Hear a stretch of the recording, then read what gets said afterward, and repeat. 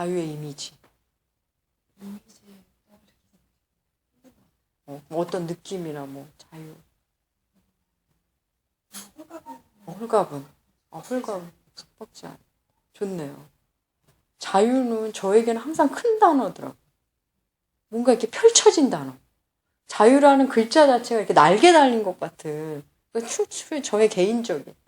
저는 신앙의 궁극, 제가 만나는 하나님, 제가 만나는 예수 그리스도에게 그리스도를 만나고 제 인생의 방향성은 저는 자유거든요.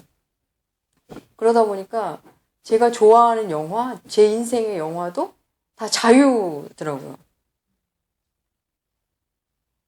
그런 걸 표방하는 영화를 되게 좋아했던 것 같아요. 뭐 쇼생크 탈출이나 또 뭐가 있을까요? 아무튼 자유를 향한, 우리 안에 있는 저는 인간은 결국 다 자유를 원한다고 생각해요. 근데 일반적으로는 자기로 말미암은, 그게 다 자유죠, 사실은. 근데 성경이 말하는 자유는 달라요. 먼저 1차적으로 우리가 말하는 자유하면, 자유를 이제 우리가 그리스도인이 선악을 알게 하는 나무가 한 그루가 선악을 알게 하는 나무다. 그래서 모든 개념에는 선과 악이 동시에 있음을 우리가 이미 배웠잖아요. 그래서 자유가 선으로 생각하면, 선의 측면으로 보면 뭐가 있을까요? 정말 속박이 없어지고 내가 주체자가 되고, 그래서 나를 살리고 타인을 살리는 자유. 그거 너무 좋은 자유예요. 그죠? 근데 잘못된 자유의 경우는 나도 죽이고 타인도 죽여요. 그래서 자기는 자유라고 해서 막 했는데 자기를 죽이는 경우가 있죠. 유치한 선의 자유들이 있잖아요. 뭐가 있을까? 나 학교 가기 싫어. 내 자유야. 나 학교 안 가. 그 결국 자기를 망치는, 자기는 이 자유라고 말했지만, 나 아이스크림 내 맘대로 먹을래. 나 콜라 내 맘대로 먹을래. 이가 다 썩었는데. 얼핏 보기엔 자유지만 자기를 망가뜨리는 자유예요. 그래서 성경이 말하는 자유는 이런 게 아니라는 거죠. 그래서 우리가 정말 자기로 말미암아서 자기 마음대로 자유롭게 살면 당장 자유를 느낄 수는 있는 것 같아요. 그런 느낌 같은 게. 근데 결국은 또 다른 속박을 만들어내요. 그래서 내가 마음대로 나 학교 안 갔어. 근데 그 결과가 나를 묶어놓는다는 거죠. 내 마음대로 콜라를 먹어서 지금은 막 너무 좋은데 이가 썩거나 또 다른 나를 속박하는 걸 만들어내요. 그래서 자유의 개념은, 성경이 말하는 자유는 그런 게 아니에요. 나도 살고 타인도 살고. 그런 자유거든요. 그래서 내 마음대로 하는 거, 내 마음대로 해서 망한 사람, 성경의 대표적인 비유를 드시는 게 누가 있을까요? 그렇죠. 탕자의 비유에 보면, 누가복음의 탕자의 비유에 보면 그 아들은 자기 마음대로 했어요. 근데 결국 자기 마음대로 해서 자기가 다 책임질 줄 알았어요. 근데 얼마 안 지나서 굶주리는 신세가 됐고, 완전히 이거는 자유가 아니라 결국 타락에 가까운 거죠. 타락. 그래서 인간이 규정한 자유의 개념으로 달려가다가는 결국은 타락으로 갑니다. 그래서 그 자유의 개념 자체가, 물론 이제 우리가 인문학적으로 봐도 이 정도의 규정은 다 할 수는 있겠죠. 자유는 그 책임을 동반한다.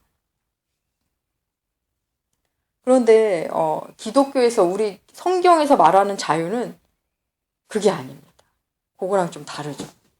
자기가 자기를 책임지려고 한 게 일반적인 자유라면, 자기가 자기를 책임지려고 하고 실제 책임지는 사람도 있죠. 그죠? 근데 성경이 말하는 자유는 하나님의 통치하에 들어가는 게 자유예요. 그러니까 이 개념 자체가 우리는 기분 나쁘죠. 우리의 본성이 안 맞는 거예요. 우리의 본성에 안 맞습니다. 하나님을 아버지로 모신 자가 결국 자유인이다. 성경은 그렇게 말해요. 그래서 오늘 5장 1절에 보면 그리스도께서 우리를 자유롭게 하려고 자유를 주셨으니, 여기까지. 그 다음, 그러므로 굳건하게 서서 다시는 종의 멍에를 매지 마라. 이 그러므로 뒤에 굳건하게 서서 다시는 종의 멍에를 매지 마라. 너무 좋죠. 근데 이게 성취되려면 그 앞부분에 대한 정확한 이해와 이 앞부분을 만나야 돼요. 그리스도께서 우리를 자유롭게 하려고 자유를 주셨다. 이 말 안에 들어있는 그 깊은, 그럼 도대체 그리스도가 누구이며 어떻게 우리에게 자유를 주셨으며 그 자유는 무엇이며 이거가 너무 많이 담겨있죠. 그러므로 굳건하게 서서 다시는 종의 멍에를 매지 마라.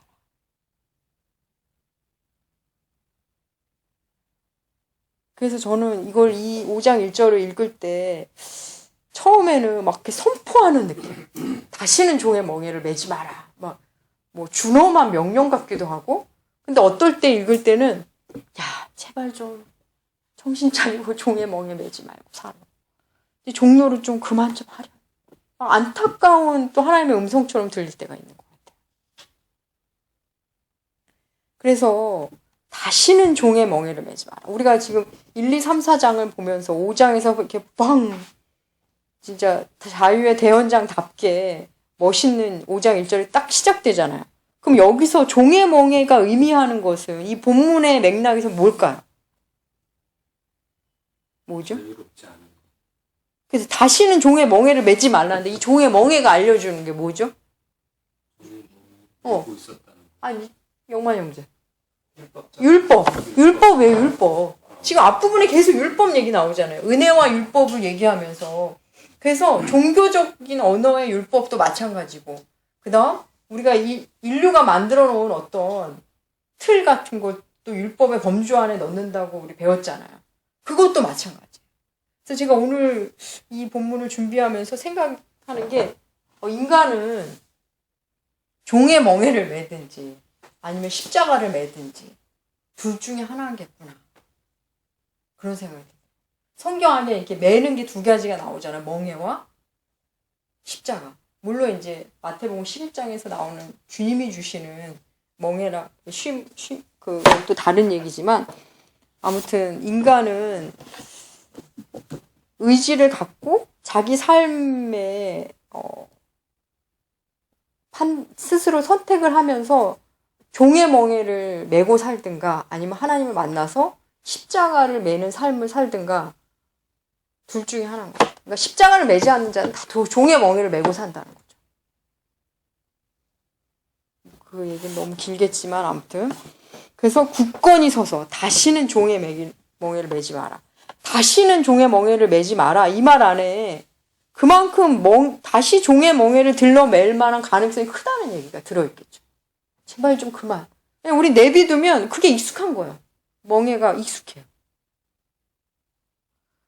이 부분에 대한 게 레위기에 한번 볼까요? 레위기 26장 볼까요? 레위기 26장.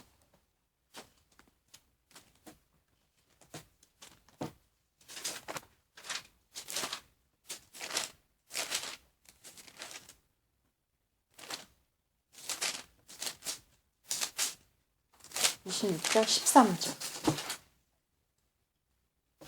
레위기 26장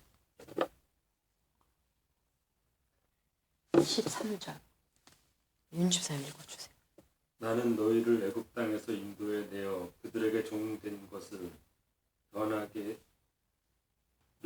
한 너희 하나님 여호와이니라. 내가 너희의 멍에에 빗장을 부수고 너희를 바로 서서 걷게 하였느니라. 네. 구약에도 이런 표현이 있어요. 멍에에 빗장을 부수고 너희를 바로 서서 걷게 하였느니라. 이게 이제 아까 우리 하갈과 사라 얘기 잠깐 나눴지만 구약에서는 이제 이런 게 사건으로 일어났잖아요. 애굽에서 나오고. 근데 구약만으로도 물론 이제 의미가 있지만 그림자라는 거죠. 그림자. 실제 우리에게 일어나는 일에 대해서는 이제 신약 오늘 바울서신에서 이야기하고 있습니다. 다시 돌아오겠습니다.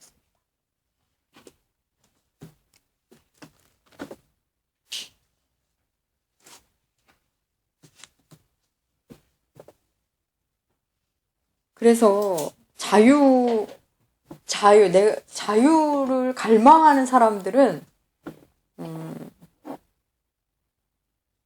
사실은 이런 성경적 메시지가 놀랍죠.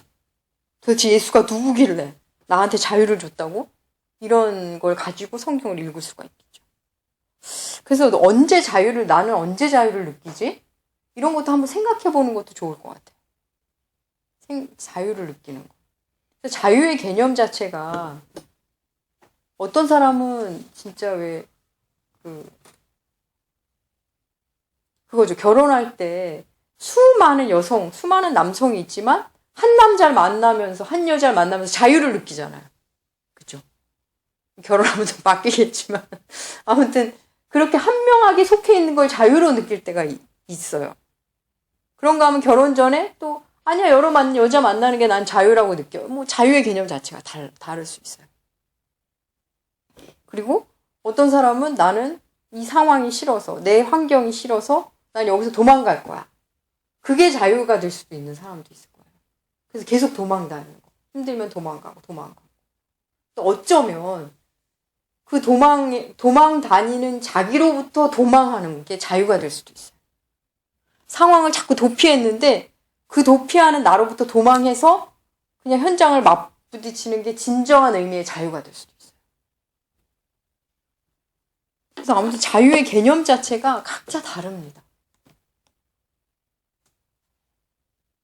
그래서 정말 우리가 자유를 어떻게 규정하느냐도 정말 나이에 따라 말씀을 얼마만큼 또 만났느냐에 따라 충분히 다를 수 있는 것 같아요. 5장 2절부터 12절까지 황 집사님 읽어주세요. 보라 나 바울은 너에게 말하노니 너희가 만일 할례를 받으면 그리스도께서 너에게 아무 유익이 없으리라. 네가 할례를 받는 각 사람에게 다시 증언하노니 그는 율법 전체를 행할 의무를 가진 자라. 율법 안에서 의롭다 함을 얻으려 하는 너희는 그리스도에게서 끊어지고 은혜에서 떨어진 자로다. 우리가 성령으로 믿음을 따라 우리의 소망을 기다리노니 그리스도 예수 안에서는 할례나 무할례나 효력이 없으되 사랑으로서 역사하는 믿음뿐이니라. 너희가 다름질을 잘하더니 누가 너희를 막아 진리를 순종하지 못하게 하거나 그 권면은 너희를 부르신 이에게서 난 것이 아닙니다. 적은 누룩이 온 덩이에 퍼집니다. 나는 너희가 아무 다른 마음을 품지 아니할 줄을 주 안에서 확신하노라. 그러나 너희를 요동하게 하는 자는 누구든지 심판을 받으리라. 형제들아 내가 지금까지 할례를 전한다면 어찌하여 지금까지 박해를 받으리요. 그리하였으면 십자가에 걸린 돌이 제거되었으니 너희를 어지럽게 하는 자들은 스스로 베어버리기를 원하노라. 네, 여기까지만 먼저 보겠습니다. 보라 나 바울이 2절 너희에게 말하노니 너희가 많이 할례 받으면 그리스도께서 너희에게 아무 유익이 없느니라. 할례 받으면으로 할례로 대표된 율법을 이야기하는 거죠. 율법으로 구원을 이루려고 하는 사람들에게 강력하게 말하는 거예요. 너네가 율법으로 구원 이루려고 하면 그리스도가 너희에게 아무 유익이 없다. 3절 내가 할례를 받는 각 사람에게 다시 증언하노니 그는 율법 전체를 행할 의무를 가진 자라. 그러니까 할례라는 율법 중에 할례 받는 것으로 할례를 받으려고 하고 그걸로 구원을 이루려고 너네 하잖아. 그러면 율법 전체를 너네 다 행해야 돼. 일종의 위협하듯이 말하는 거예요. 위협하듯이. 그다음 4절 율법 안에서 의롭다함을 얻으려 하는 너희는 그리스도에게서 끊어지고 은혜에서 떨어진 자로다. 율법으로 의롭다 하려는 것 자체가 얼마나 어리석은 시도인지를 말해주는 겁니다. 너는 율법으로 구원 얻으려고 하니? 그럼 그리스도에게서 끊어진 자야. 은혜에서 떨어진 자야. 그러니까 갈라디아 교회의 이 상황이 얼마나 심각한지를 보여주는 말이라고 볼 수 있죠. 5절, 6절 우리가 성령으로 믿음을 따라 의의 소망을 기다리노니 그리스도 예수 안에서 할례나 무할례나 효력이 없을 때 사랑으로서 역사하는 믿음뿐이니라. 이 6절이 굉장히 중요합니다. 6절 앞에 원문에는 왜냐하면이 있습니다. 우리가 믿음을 따라 의의 소망을 기다리는데 왜냐하면 그러니까 할례 받고 안 받고 할례나 무할례가 핵심이 아니라 사랑으로 역사하는 믿음이라는 거죠. 할례 받지 않는 것이 문제의 핵심은 아닙니다. 할례 안 받는 것으로 끝이 난다면 할례 받지 마. 딱 이렇게 말하면 될 텐데 이걸 계속 설명해 주고 있죠. 그러니까 우리도 문제 해결 중에 이런 게 참 많죠. 단순히 안 하면 안 하면 문제가 해결되는 것도 있어요.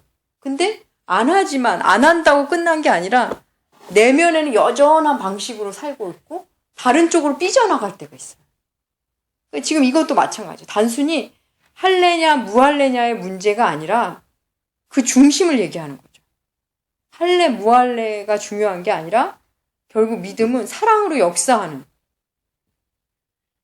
믿음뿐이다.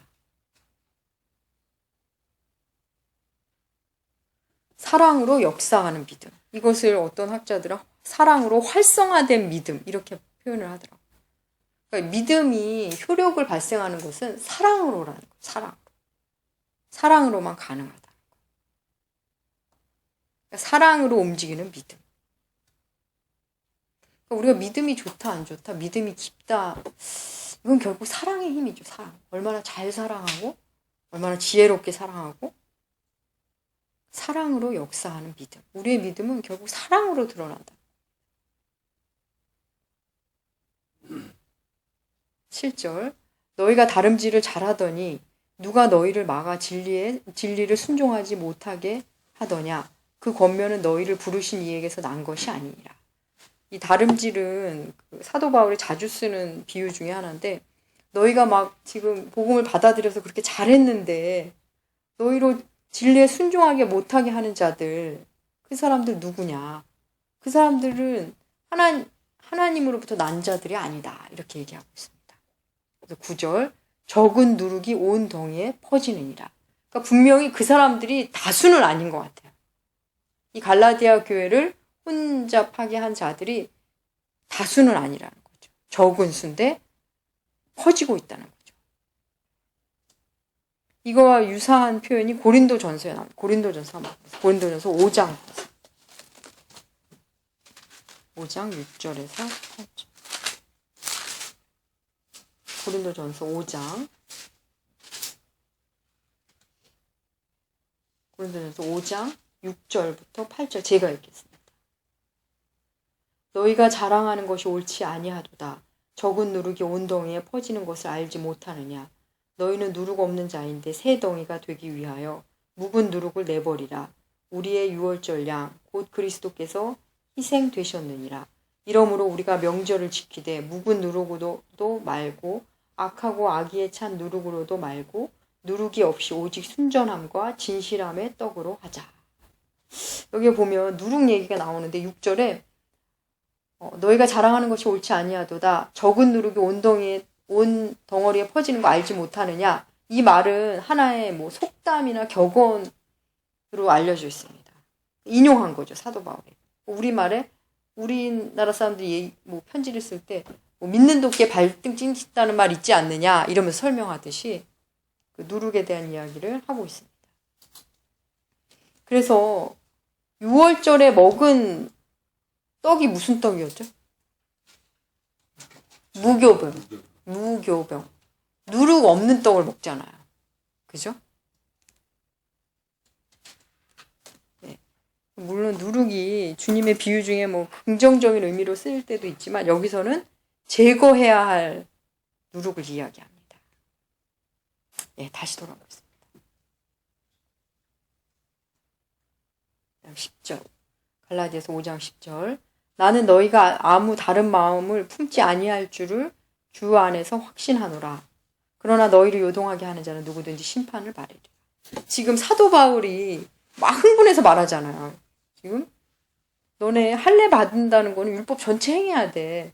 그리고 그 사람들은 하나님부터 난 자 아니야. 막 강력하게 말하다 10절에서 난 너희가 다른 마음 품지 않을 거 내가 다 알아. 난 너희를 믿어. 그러니까 사도 바울의 이 맥락 속에서 보면 편지를 쓰면서 조심스럽게 신뢰의 표현을 하는 거죠.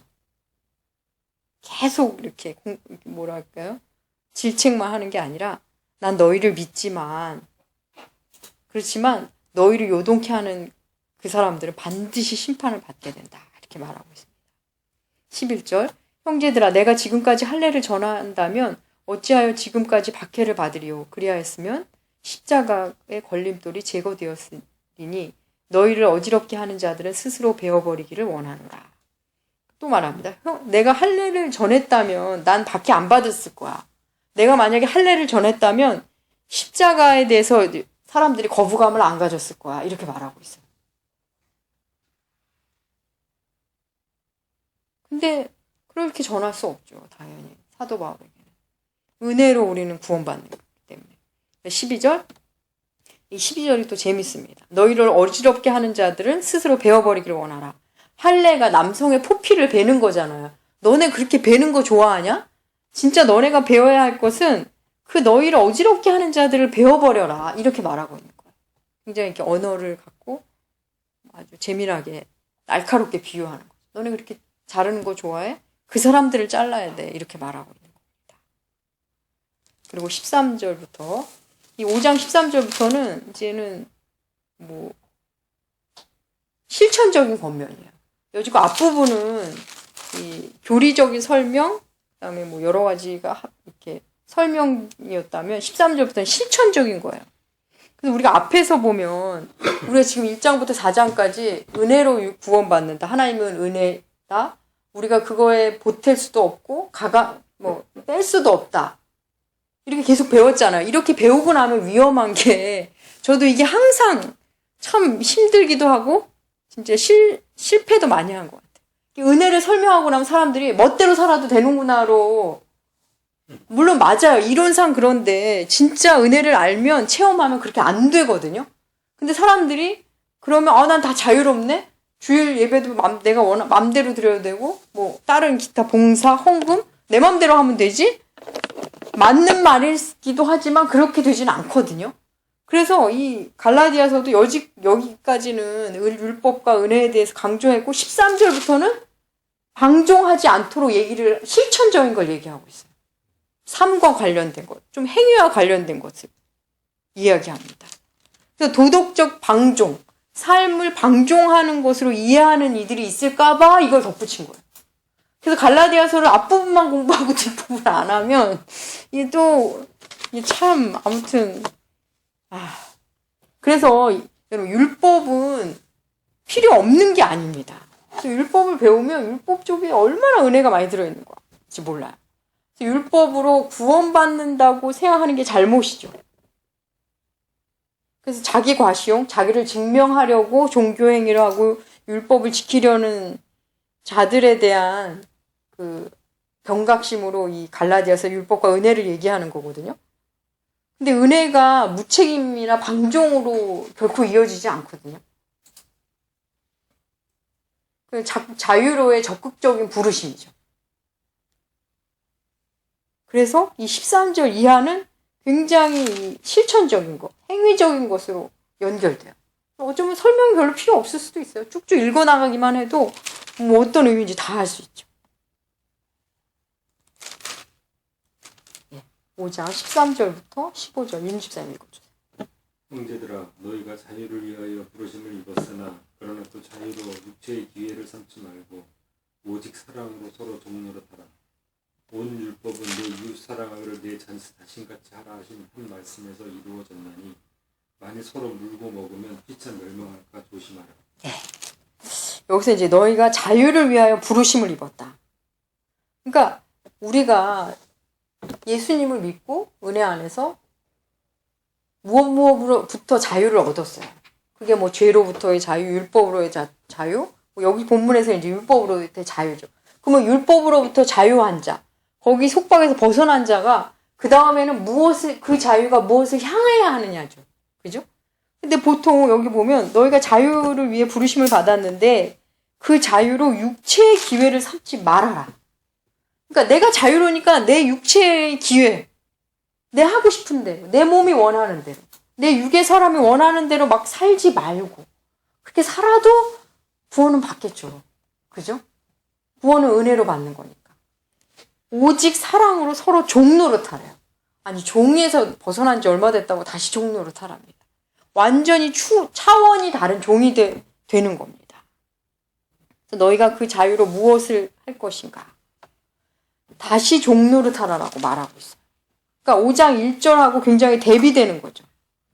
종의 멍에를 매지 마라 해놓고 여기서는 사랑으로 서로 종노릇하라라고 말하고 있어요.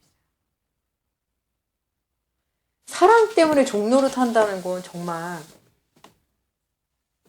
너무나 아름다운 것 같아요. 그러니까 억지로 종노릇 해본 사람들. 만약에 노예 신분으로 지난주에도 예를 들었지만 내가 노예 해방이 됐는데 여전히 몸에 뱄어 노예가. 그래서 주인님이 오시면 아니면 내가 흑인이야. 늘 종으로 살았다가 백인이 나타나고 혹은 전 주인이 나타나면 벌떡 일어나서 막 굽신굽신 거려요. 그 몸이 기억하는 그 종의 태도 너무 비참하죠. 너무 싫죠. 나는 그러지 않아도 된다는 걸 나한테 자꾸 말해줘야 된다고 말씀드렸잖아요. 근데 나는 종이 아니야 해서 너랑 동등하게 됐어. 그렇지만 너를 사랑해서 내가 너를 섬기겠다. 이건 너무 멋있는 거거든요. 안 멋있습니까? 그건 정말 우러나와서 하는 경지죠. 좋아서. 섬기고 싶어서. 그래서 그리스도인이 멋있는 거예요. 그래서 은혜를 아는 자, 은혜를 깊이 경험한 자는 스스로 종의 자리를 내려갑니다. 그래서 그 종이 스스로 갔기 때문에 억울하지가 않아요. 그래서 내가 봉사하고 뭐 하다 너무 힘들고 억울하면 은혜의 개념에 다시 젖어드는 것도 중요해요. 왜냐면 이게 한 번에 되진 않거든요. 그래서 여기 보면 서로 종노릇하래요. 서로. 근데 종노릇이 먼저 주님을 만나지 주님께서 좀 더 가까이 간 자가 먼저 종노릇을 그러니까 처음에는 한 방향 믿음이 좋으신 분들, 이른바 사랑을 잘하는 분이죠. 그분들이 자꾸 먼저 섬겨주거든요. 근데 결국은 서로 종노릇 해야 되겠죠. 서로 종노릇. 결국 서로 종노릇 하게 되겠죠. 왜냐하면 이게 서로 종노릇 해도 교회라는 곳은 별의별 사람들이 다 모이는 곳이기 때문에 복음을 잘 이해하고 복음적 삶을 사는 나름 이렇게 열심히 신앙 중심의 사람이 있는가 하면 이제 겨우 신자가 된 사람도 있어요. 아니면 교회 생활은 익숙한데 복음에 대한 이해가 너무 없어. 그냥 직분도 이미 받아버렸어. 그런데 그런 사람은 왕노릇을 하고 싶어해요. 그래서 자기 주장이 강하고 종노릇이 안 맞는 거죠. 그죠? 복음을 아직 잘 이해를 못하니까. 말씀드렸듯이 복음은 감정적으로만 만나는 게 아니라 담담히 진술할 수 있는 힘을 가진 거기까지 가야 되거든요. 그래서 세상에서는 자기 주장 강하고 막 이렇게 하는 게 리더십일 수 있지만 사실 교회 안에서는 그렇지 않습니다. 그래서 막 내가 옳다는 생각으로 막 이렇게 의견을 굽히지 않고 근데 그 사람이 정말 약한 사람일 수도 있어요. 그리고 다 양보하고 내내 하는데 진짜 그 사람이 강자라 그래야 되나? 깊은 신앙의 사람? 뭐라 그럴까요? 아무튼 진짜 실력자죠. 실력이란 표현이 좀 그렇지만 아무튼 우리 안에서 영적인 실력자는 그런 모습으로 나올 수 있습니다. 서로 종노릇. 그래서 이게 교회에게 주는 말씀이잖아요. 갈라디아 교회. 그리고 오늘날 우리 교회에게 주는 말씀이잖아요. 그래서 우리가 교회에 이렇게 다니면서 힘들고 불만족이라는 게 사실 시스템일 경우보다는 말씀일 경우보다는 사람일 경우가 많거든요. 사람의 관계나 사람에 대한 불만족이 사실 많습니다. 근데 세상은 어떤 모임하고도 이런 모임은 없죠. 그죠? 직업, 성별, 나이 다 다르잖아요. 오로지 예수 그리스도. 예수님 때문에 모인 사람들이라서 교회는 아주 독특한 세상에서는 찾아볼 수 없는 영리를 목적으로도 하는 것도 아니고 다 다른. 그래서 이 사랑으로 종노릇 하는 게 참 이 교회에서만큼 빛나는 곳도 없고 또 이렇게 할 수 있는 곳은 교회밖에 없습니다. 딴 데선 이렇게 하면 이제 바보 취급하죠. 교회에서도 물론 이제 제대로가 안 되면 이제 바보로 볼 수 있는데 가장 빛나는 사람이거든요, 사실은. 그런 게 돼야겠죠, 우리도.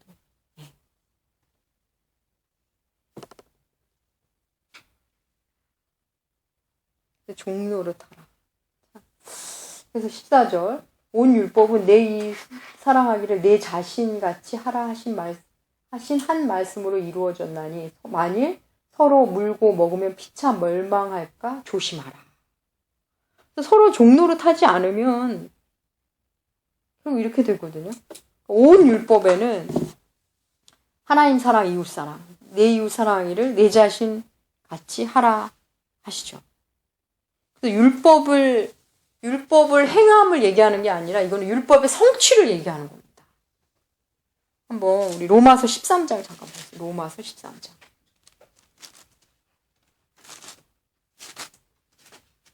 로마서 13장 8절부터 10절까지. 로마서 13장 8절부터 10절 제가 읽겠습니다. 피차 사랑의 빛 외에는 아무에게든지 아무 빛도 지지 마라. 남을 사랑하는 자는 율법을 다 이루었느니라. 간음하지 말라, 살인하지 말라, 도둑질하지 말라, 탐내지 말라 한 것과 그 외에 다른 계명이 있을지라도 내 이웃을 내 자신과 같이 사랑하라 하신 그 말씀 가운데 다 들었느니라. 사랑은 이웃에게 악을 행하지 아니하나니 그러므로 사랑은 율법의 완성이니라. 그래서 율법을 지키려고 막 애쓰고 어떻게 내가 율법을 지킬 수 있을까? 어떻게 하나님 마음에 흡족하게 할 수 있을까? 이런 고민을 해본 사람은 이런 본문은 너무 놀라운 본문이에요. 남을 사랑하면 율법을 다 이룬 거라고 하나님 말씀해 주시잖아요. 그리고 사랑은 율법의 완성이라는 거예요. 율법으로 사랑을 이뤄내지 못하지만 사랑으로 율법이 성취된다는 거예요. 너무 기가 막힌 말씀이죠. 우리가 다 행할 수 없고 다 지킬 수는 없는데 사랑을 하면 그걸 성취할 수 있대요.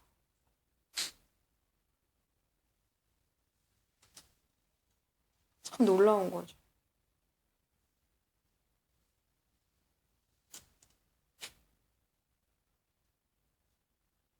다시 돌아오겠습니다.